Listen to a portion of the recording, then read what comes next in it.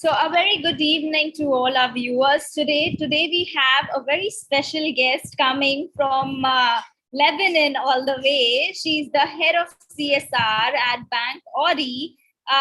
She is versatile in terms of she's an author of Cooking from the Heart, and she's a hardcore CSR practitioner knowing ISO 26000, GRI, has been a member of Lebanese Republic Economic and Social Council since 2017 and an active member of Environment Committee within the council. We would all like to welcome Ms. Hasmig Khoury on our show Live Interaction with Global Changemakers. Welcome, Hasmig. How are you doing? Harsha, I'm fine. I first of all would like to thank you for the interest that you have taken. I mean, we're halfway across the world. Very honored to be part of your esteemed audience, and hopefully I will add some value to the life of everybody, all the listeners today. Thank you. Thank you for joining us. I would like to start with what has been your journey when you are a woman and a CSR professional for the past 1 decade at Bank Audi.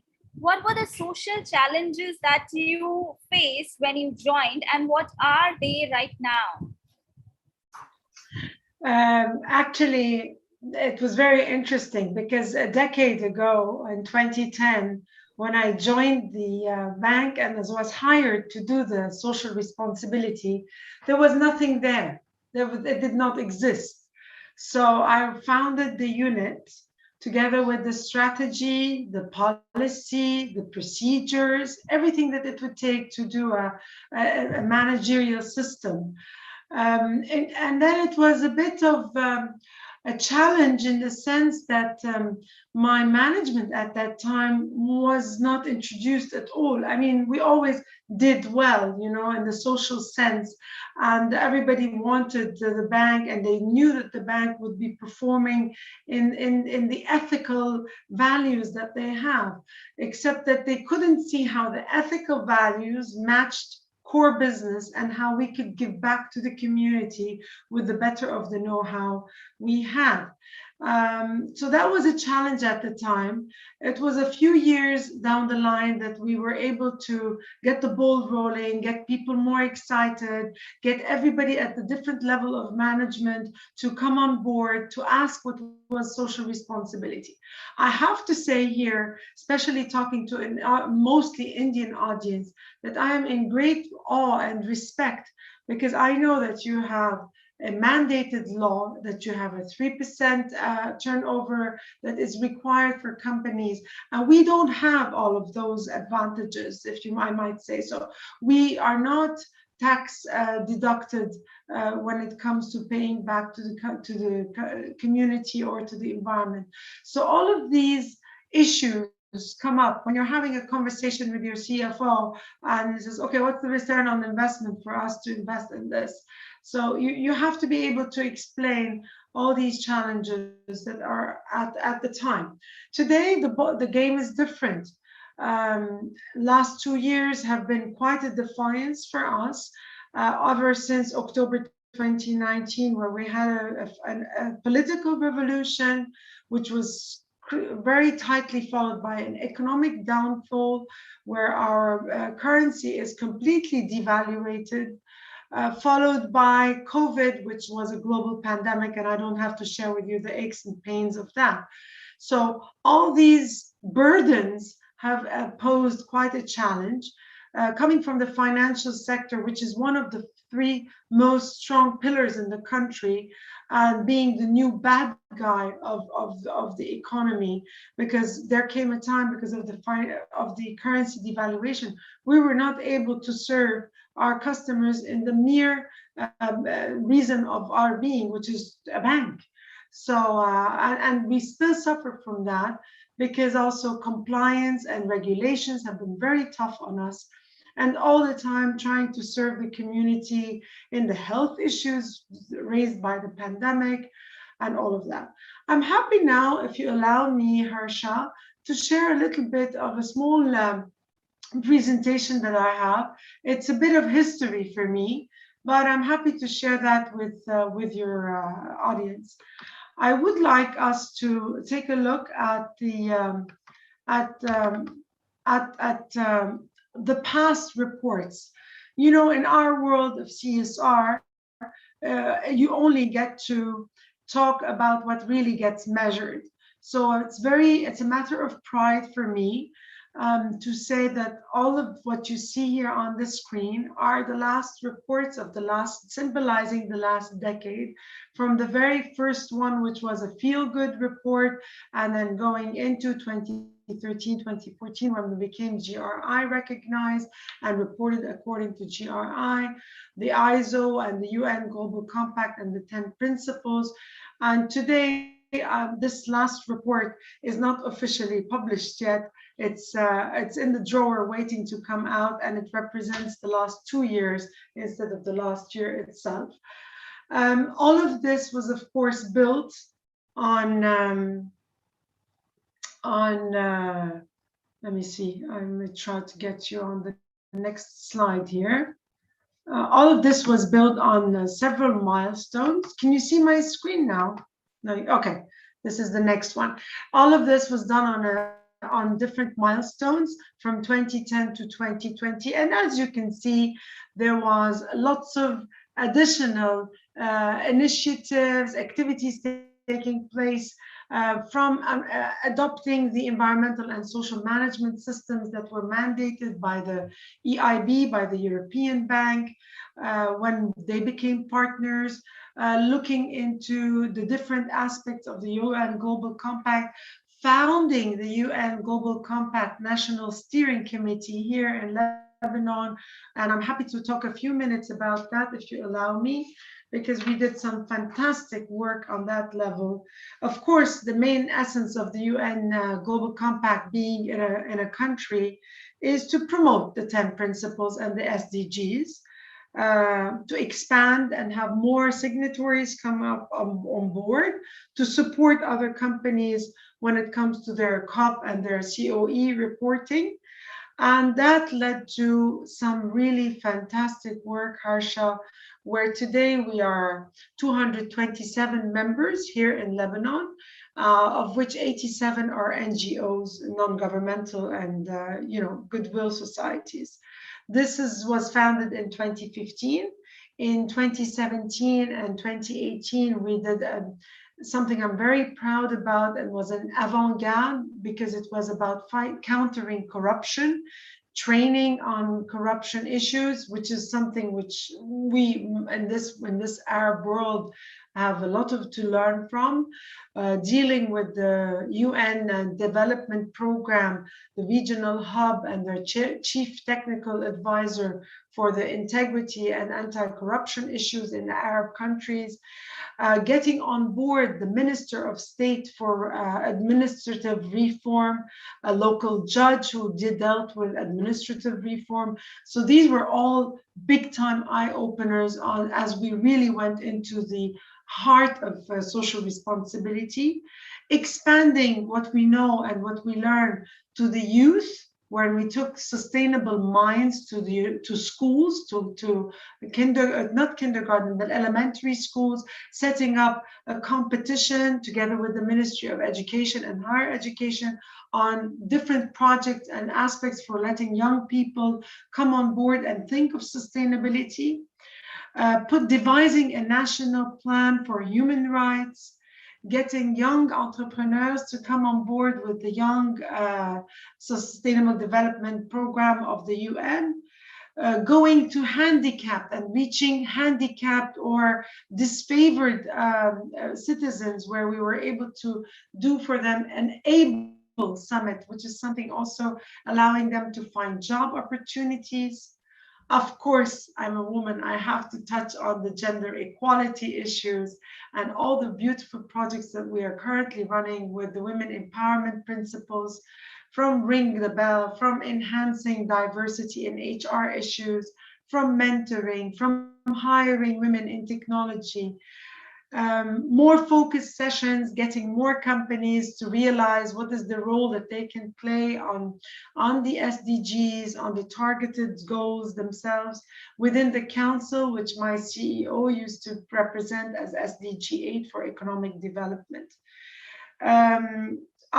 Other issues, of course, of environment, of climate action, partnering with the Lebanon Climate Act, and finally, something that touches more close to home as of recent is the National Poverty Target Program, which we ran with the Ministry of Social Affairs and with the World Food Program to be able to at least provide food boxes for really impoverished communities here in the Lebanon, something we really suffer from in these days. Of course, with COVID and the vaccination and creating awarenesses, all of that have also been under the mandate of the UNGC. And the list is very long. For me, as a practitioner in a financial institution, one of the key factors and the key contributions was to be able to offer financial literacy.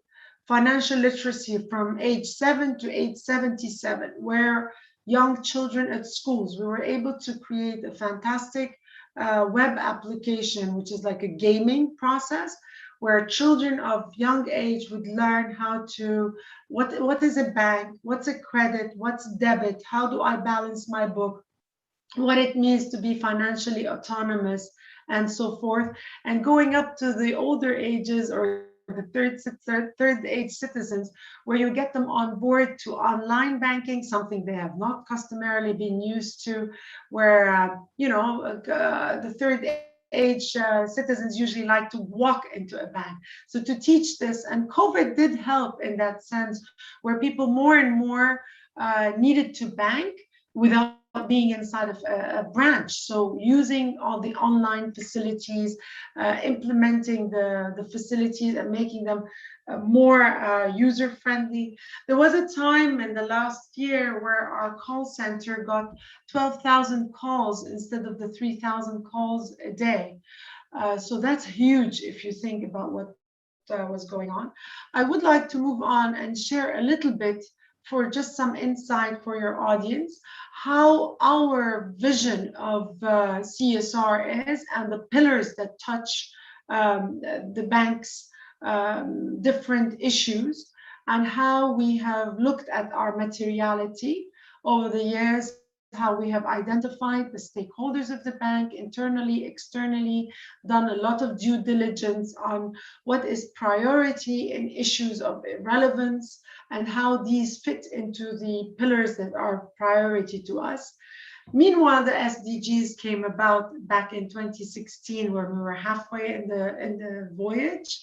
And those very nicely fit, as I'm able to show you in this screen and this slide. They fit the different priorities. We at the bank adopted 5 of the SDGs, the quality education, of course, gender equality, economic contribution and job creation, infrastructure, innovation, and of course, climate action. So these are the different fits and how we found them. I would like to wrap up my conversation and open your opportunity for more questions by sharing the GRI community that we belong in, the different standard pioneering that we did with the new reporting scheme that came about in 2017. Our case study is being studied in the North America today because of Ivy Publishing, because we were able to get our case study, and this is a real matter of pride. Of course, we work with the GHG protocol for carbon footprint measurement. ISO is a baby that put us all on track. Today, the Women Empowerment Principles, and of course, the UNGC, both locally and globally. And the picture you see on my screen right now is the CSR Committee of the bank, led by our Vice Chairman today, and the lovely people from across the bank that I've had the privilege of working with. I hope this gives you a bit of insight, and I'm happy to answer more questions. Wonderful, and this is very commendable work that you have been doing, and you initiated everything. That itself is big stuff. I want to. My next question to you would be: it's COVID-19 times. What are the initiatives that Bank Audi has taken in order to help the people in Lebanon? Initially, we did a lot of work internally. Of course, we implemented a work from home scheme with lots of issues to handle. I mean, there was cybersecurity issues to handle, with all the kinds of mandates that come from Interpol, and we had to share these with our internal stakeholders, with our external stakeholders, let them know what's going on. Externally, we, like I mentioned in the brief that I was giving, we expanded the outreach on everything that's digital. I mean, our chat box was alive and kicking, the WhatsApp. So this was a means of not letting people come to the branches. Of course, we also helped locally on the frontliners and the workers and the institution in the healthcare industry. We were part of a fundraising telethon for the public hospitals that handled the patients for COVID, the Red Cross and the Civil Defense. We also encouraged local manufacturers of ventilators, young people who were making their own ventilators, and we purchased those, and was part of the empowerment that we did for local production and distributed these ventilators to the needed hospitals across the country. A lot of information went out. We have our own Bank Audi community Facebook group where we were able to support our internal stakeholders in immunity boosting diets, in expertise in family medicine, in psychological issues, in exercise and keeping fit, in pregnancy issues. All essential tips from working from home, staying healthy during lockdowns. So that was the gist of the work that we did. It was a little bit of financial contribution and a lot of educational information. Yeah. And moral contribution, I should say that. Of course. Don't forget, Harsha, that together at the same time of lockdowns and COVID, while the whole world suffered, we had a Beirut port blast, which took place on the 4th of August, about a year ago today. And that was a very hard blow because there was thousands of families who were homeless. So we extended our volunteer program and our volunteers to go and help rebuild doors and windows that were shattered, to help people go back into their homes. Some of them were from our own staff, and how to relocate these and give them opportunities, even if they did not have a second home, or get them to sleep in hotels, or have other families adopt families who were colleagues. It was a mess. We all across the globe totally stand by your pain and challenges that everyone in Lebanon must have been through, and we all stand by it. So we do feel about it, and we wish you all the best and more strength to circumvent and to overcome these coming challenges and the present ones. So you have also been a founding board member for UNGC National Steering Committee at Lebanon. What are the initiatives that UNGC at Lebanon undertakes? Well, like I mentioned, we did a lot of projects to empower. First of all, our first babies were anti-corruption, really working on the 10th principle of the UNGC and working on countering corruption. And there we we really went in depth to partner with the right bodies. I mentioned the Minister of State for Reform, for Administrative Reform. Had they taken our advice and implemented feasible projects back in 2017, perhaps we would not be here in 2020 and 2021. Like I said, a lot of effort was done for the National Plan on Human Rights. We have a lot of expat workers in Lebanon, and working on the rights of these expats, commonly to the labor laws. It was very, very relevant for us. And of course, like I mentioned, working with physically challenged people, empowering youth, constant issue. These were the major programs. The National Poverty Target Program, where the bank also contributed in the contact center, is initially a plan led by the UN Global Compact. This was done with the Social Affairs Office Ministry. So these are a bit of the projects that were done at the UNGC level. I see.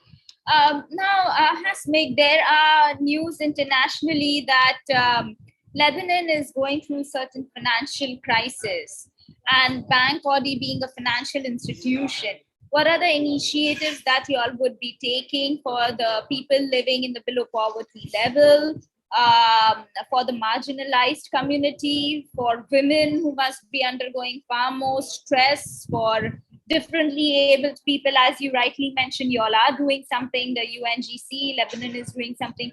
As Bank Audi, what would you all be doing? I have to say, as Bank Audi, first of all, we have to remain compliant to the central bank regulations, which made us not be as true to the service and to the vision and the mission of the bank, because the central bank mandated sanctions on our clients. I mean, it meant that we could not, if you were a depositor with us, Harsha, we cannot give you your money today, or we can give you very limited amount of funds. So this was a very big issue.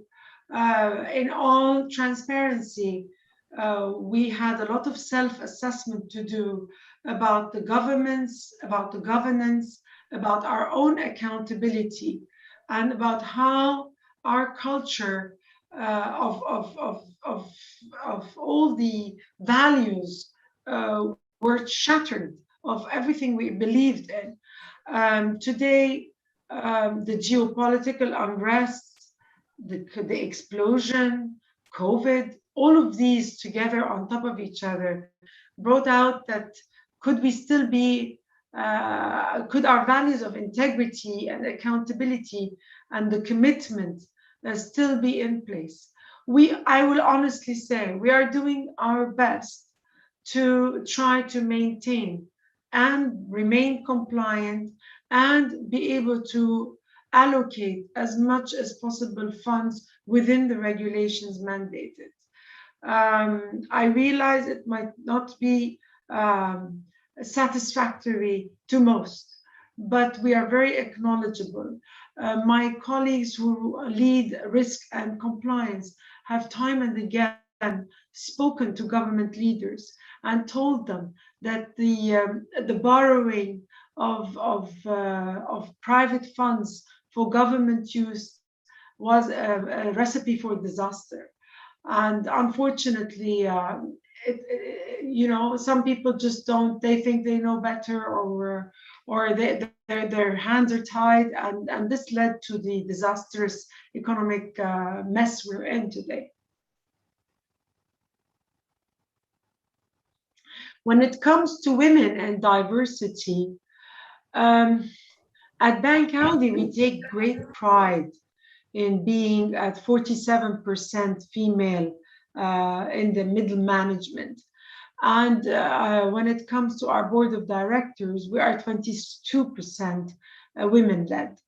I realize it's not huge, but for a Middle Eastern company, which is in the Arab region, it is a big deal. And we're working very hard with the target gender equality, with the women empowerment principles, and we have worked on a plan for near-term, medium-term, and longer-term different policies, a supplier code of conduct, different surveys to audit the knowledge and understanding of our peers, looking at succession planning and how we have to review that, looking at unconscious bias, Harsha, because in my company, in the company I represent at Bank Audi, we are very, we have high value for female managers, except sometimes unconscious bias takes place.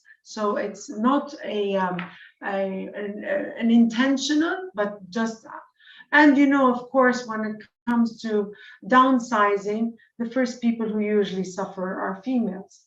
So we're trying as much as possible to green fence these ladies, to try and show how important they are. We're running an internal, within our e-newsletter, internal empowerment interviews, so that these women who have had successful careers of 25, 30 years can still show pride in the work that they do. So just, this is humbly the gist of what we're doing. Well, that's very encouraging. I must say that for all the women staying out there. Now, Hasmig, I don't know if I may ask, the recent changes in the geopolitical scenario in the Gulf continent, do they have any effect on Lebanon or your work priorities in terms of CSR? Not in work priorities in terms of CSR as such, but I'm not an expert on political assessments, but definitely I can tell you what I hear of the news and what you probably hear, that the impacts of the different players in the area are a burden to us. I mean, the conditions that Syria went through and the refugee, the hoarding of refugees into Lebanon from Syria, the pact that the Emirates has signed today with the State of Israel, that has an impact.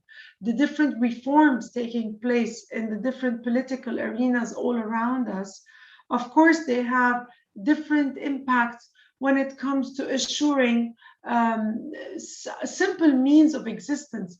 I don't know if you're aware, Harsha, today, if you step out of into the city, we have queues and queues and queues of gasoline stations. We have gasoline shortages, electrical shortages, fuel. We have bread shortages. So that's where it comes to impact the social responsibility and the role that we can play as an institution to try a little bit alleviate the pain, be it of at least our internal stakeholders, which they are in the 1,600, 1,700 people. So yes, we have a lot of challenges that are imposed from the area. So Hasmig, on the practice side, IICSR is a dedicated institution for training, research, development, project advisory, project implementation of CSR and sustainability and responsible business leadership. What kind of courses that you see that upcoming manpower should have and your existing staff should be having in times to come and in present times? Yeah, I thank you for that. Actually, over the years, attending different kinds of conferences, from the GRI in Amsterdam a few years ago to local conferences, it's interesting because every time you have newcomers or new players to the CSR and to social responsibility and understanding sustainability in a strategic scope, I think one of the most important lessons to be learned and perhaps workshops to be held is for people to be able to identify how their wealth of information can be an empowerment in social responsibility.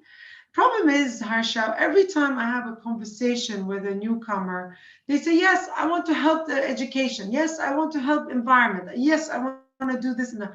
But is it where you excel, And I often ask the company, what is your area of speciality? What do you do best? And that is where you can serve your community and your environment best.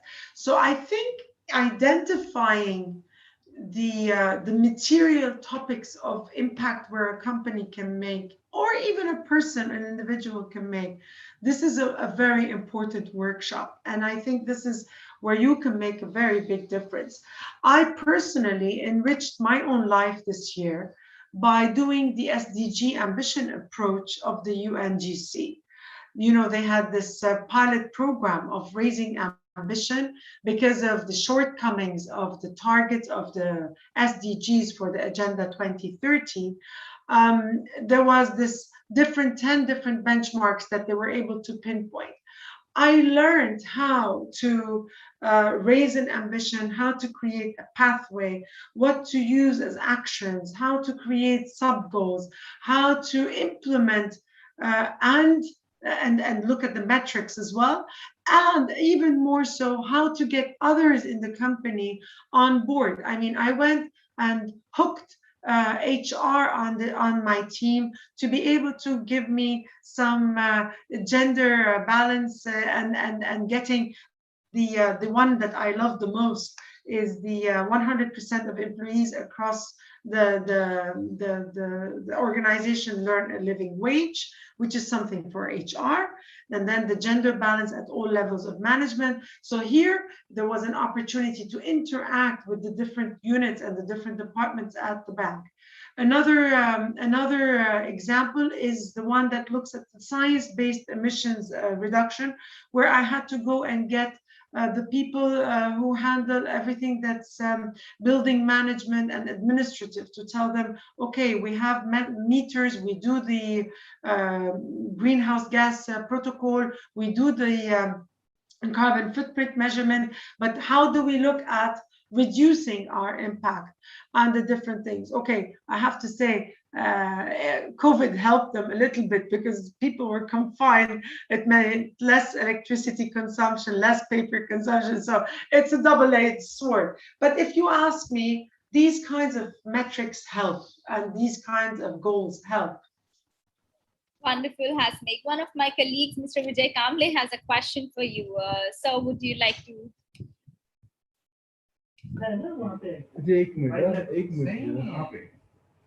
Hello, this is Vijay here from Birla Group, and I'm looking for the CSR activity at this place. And I was wondering to understand that you have explained very nicely, and just I want to understand that what kind of activity you have carried, which is related with the volunteerism program in your bank. So if you explain that now, so it will help me because that nowadays I am planning to design one beautiful program for the volunteerism in our group, entire group or entire industry, and I have personally connected with almost 50 people to analyze their interest area, to which area they could be engaged for the development approach. So if you guide me, then it would be helpful me also. Thank you, madam.